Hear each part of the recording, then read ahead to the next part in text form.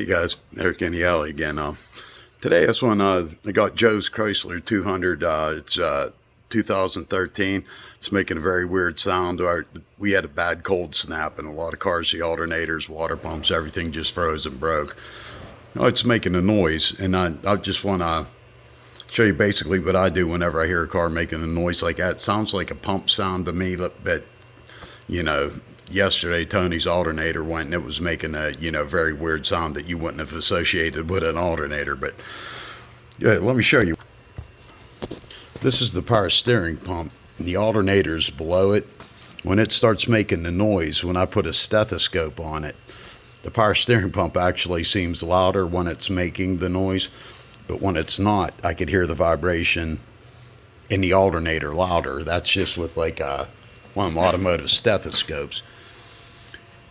But the first thing I do is take off the belt and run it. That's what you should do, because that way you don't know if it's a timing chain tensioner. It's got like 170,000 on it. But what you want to do is take off the belt, and if you still hear the sound, that's when you want to start looking this way.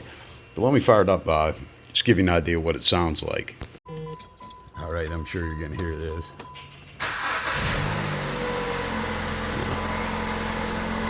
Actually cold, it was a lot worse, but there it is.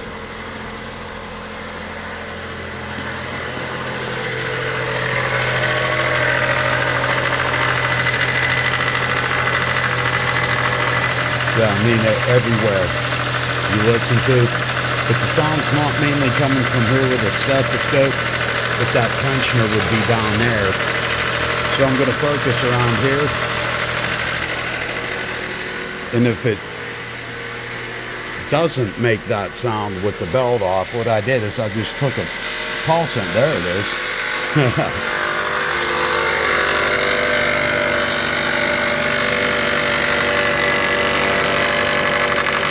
You could even feel it in the pipe. So my idea being the stethoscope is confusing. I just put the end of the stethoscope with a little piece of vacuum line, the Rocky pulse sensor. Being so sometimes your ears get fooled, you really can't fool electricity, so this should make a signal. The louder the vibration, the higher the voltage output, I hope. Alright guys, I took the belt off, I took the wheel off just to make it a little bit easier. You can get these from the top, but they're, I figure why fight yourself if you got a chair to sit in. But I'm going to start it up, see if it still makes that sound, and we'll hope for Joe it don't. But so I mean, you hear any kind of plastic sound like that, even if you think you know what it is, don't tell somebody you need to. Boy, there's quiet now.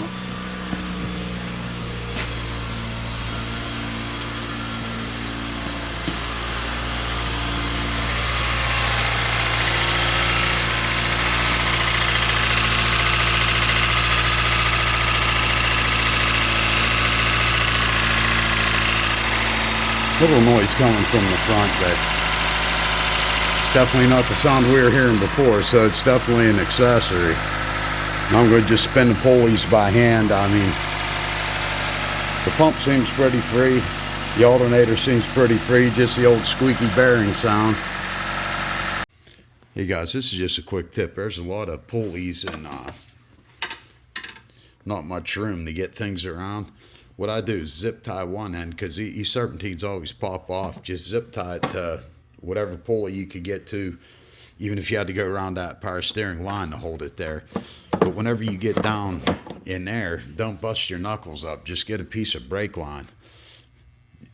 You can change your belt on anything, no matter how difficult it is to pull around these pulleys. That's all I do is grab it, push it around, and then whenever you see the belt in the back, same thing, pick it up.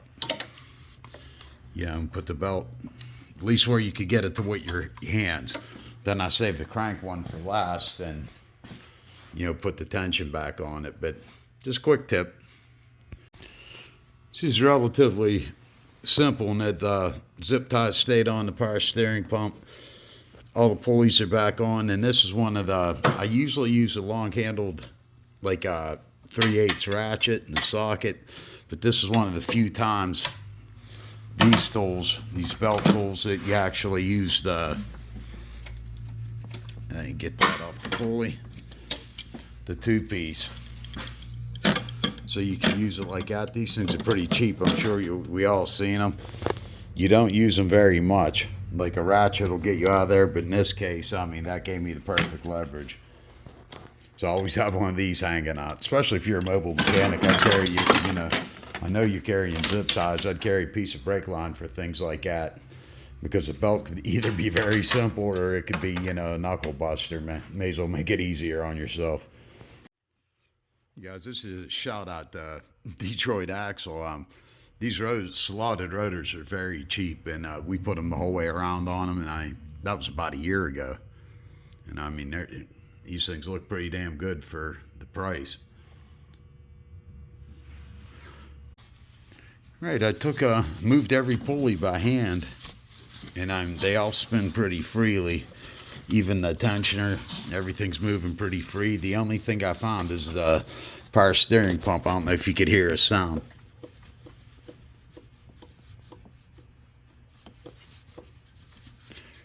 Kind of sounds like what we were hearing amplified, but when I spin it, there's no real sound except when I go in and out. So that's the most evidence I got. The alternator's charging fine, and there's no slop in the pulley. And usually when you get a noise like that, and if the alternator's not charging, that's your safe bet. But the way tensioners are now, there's so many cars that have problems with timing chain tensioners. You always want to take this belt off, especially with something high mileage. You know, you don't want to automatically go for an accessory or something without spinning the motor over without the serpentine on it. And because I mean, if it's a tensioner, you're still going to hear that sound, and you know you save firing the parts cannon. I'm not sure what's making that one. That's a pretty cool one there. It seems like that comes as I turn down the resolution. Do we really need that much resolution looking for a noise? It's not CAN bus. Have it on 75. Can we go any lower? Why don't you try 38? It'll get more time on the screen in oscilloscope mode. Now we can go 30 milliseconds. This isn't the automotive module. This is just oscilloscope. Again, here's the power steering.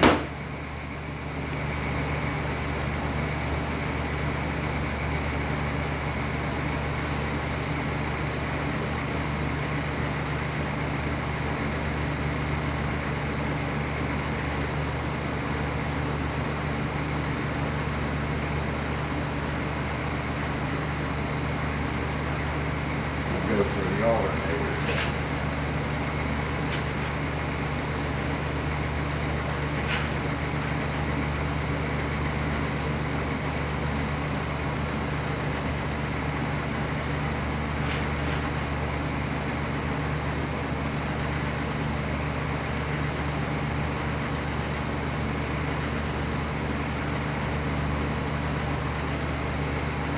Power steering. Reference.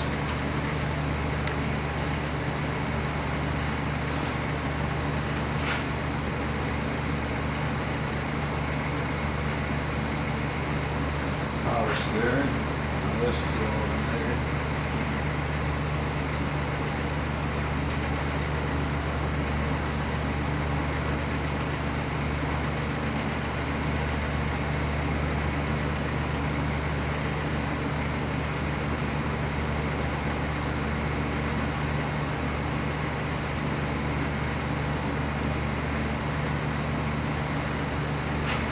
Here's just an idler cord.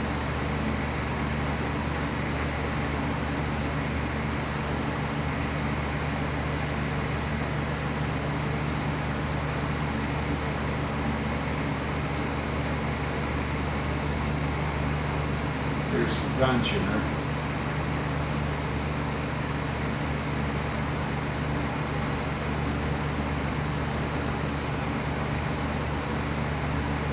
if a tensioner was bad, that would be bouncing really high.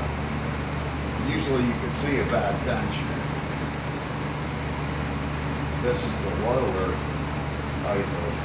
Well, that was actually touching the alternator. That's magnetic, that throw out there. That's the bottom tensioner.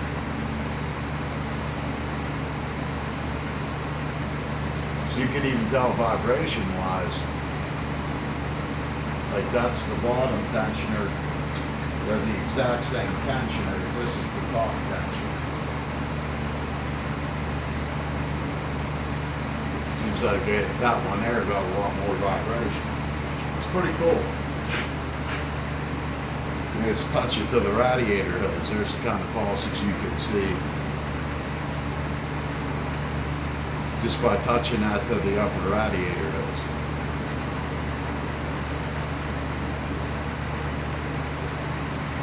You're almost getting like pulse sensor doing it in a radiator now. I wish this would make that sound.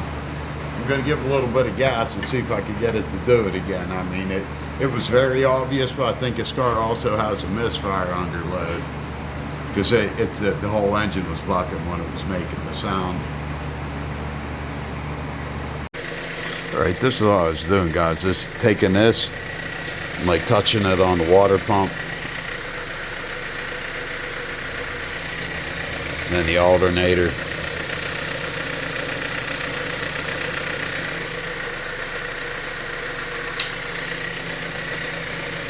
And this is the intake. And you could just go around switching cylinders like that. And this is just touching the upper radiator hose.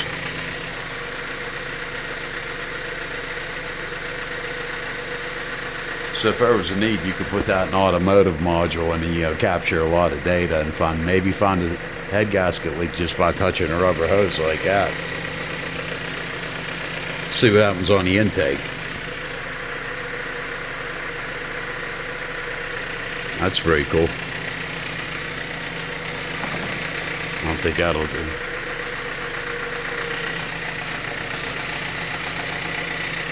See, that sound is starting a little bit.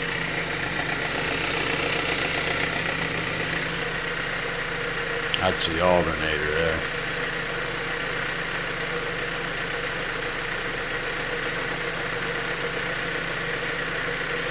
Well, I don't see how the alternator could come and go, but tomorrow morning I'm going to start it again. This morning when I started it right away, it was making that sound that you heard. Now it's just a little bit loud engine, but it's definitely coming from one of them accessories. Alright guys, it's the next morning, so this thing's dead cold. Yesterday it made the sound as soon as I turned the key. Joe lives right directly across the alley from the garage.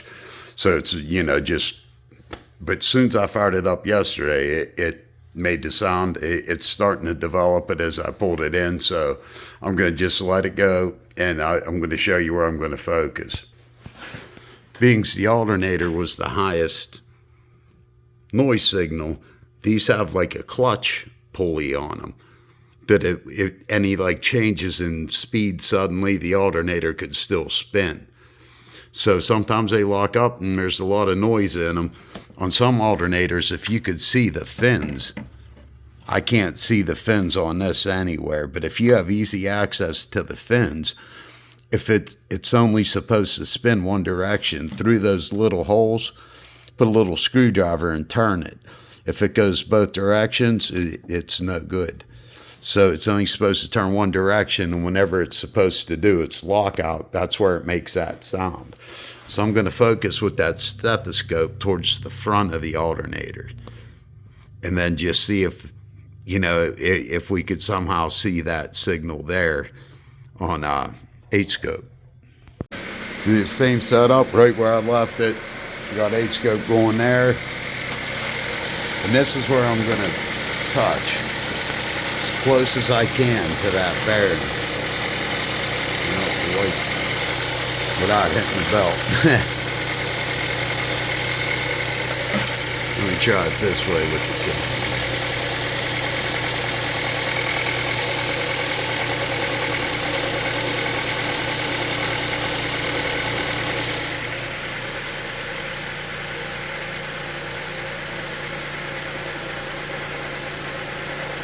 you could hear the sound starting. So what I'm going to do is, that looks a pretty cool waveform. I'm going to switch it over to the screen recorder so you can see how I'm seeing it. Put the beard mic on so you guys could hear me over that exhaust fan and the engine. But I'm going to switch over to the screen recorder, and then it's a pretty cool waveform on it, so it's going to be pretty, you know, just going to find the squeakiest one and go right for that clutch pulley. I was hoping to find like if you could test that throw out anyhow with the scan tool, but I couldn't find anything under there. But under the engine control module, you could set the RPM. So I want to see if it happens at a higher RPM. That's whenever that clutch is supposed to engage and on the D cell. But see if I could capture some of that on the scope, because the sound should get considerably louder. It was under system check. Just set the engine RPM. Hit OK. I'm going to set we'll take up 1500.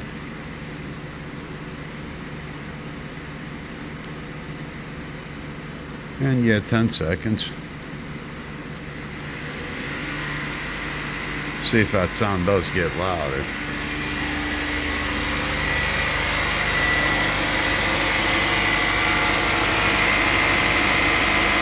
Absolutely.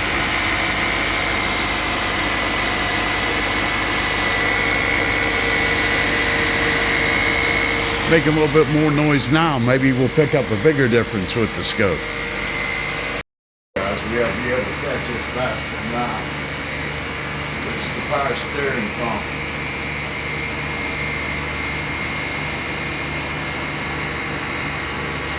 This is the alternator. They're right out there.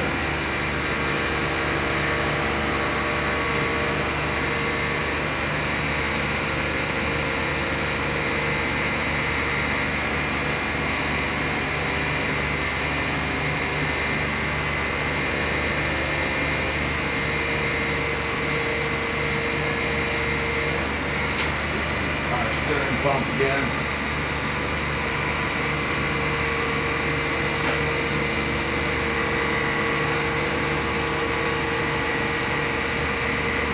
This is as close as I can get to that.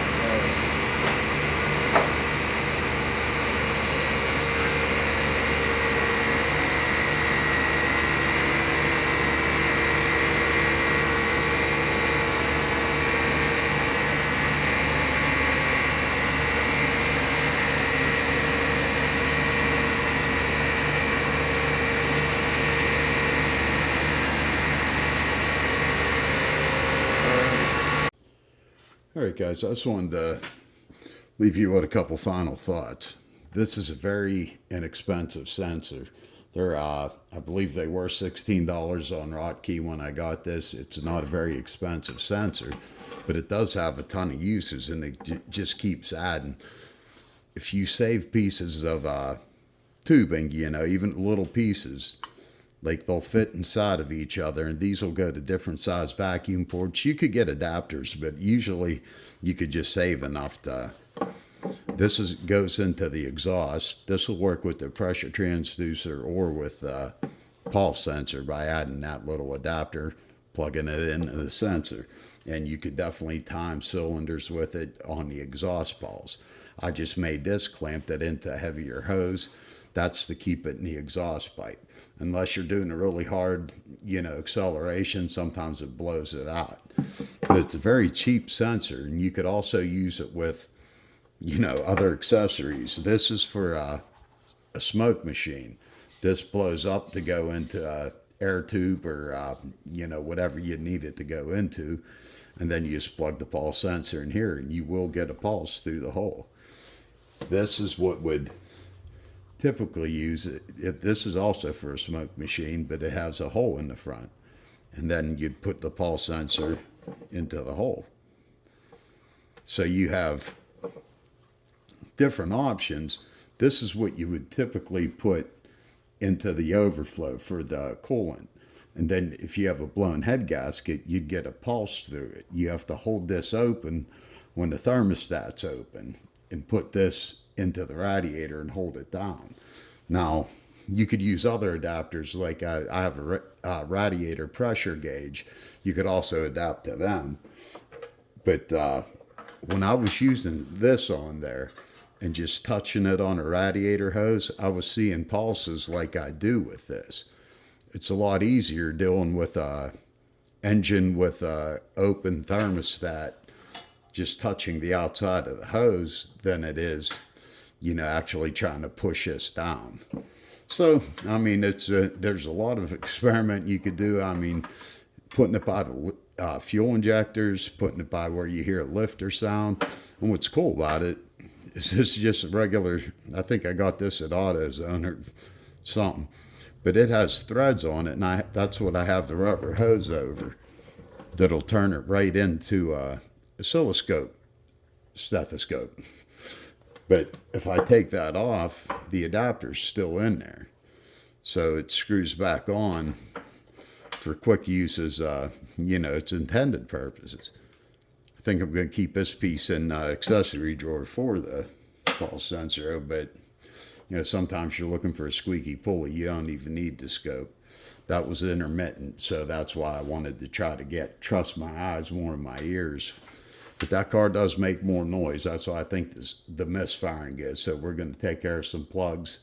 I think that he had a little bit of oil intruding into the spark plug tower, the last thing we did on that months ago. But so maybe it's falling out every now and again, but it doesn't sound like that bearing's causing that. But we're going to put a new bearing on the alternator and tune it up a little bit and put a rocker cover gasket on it.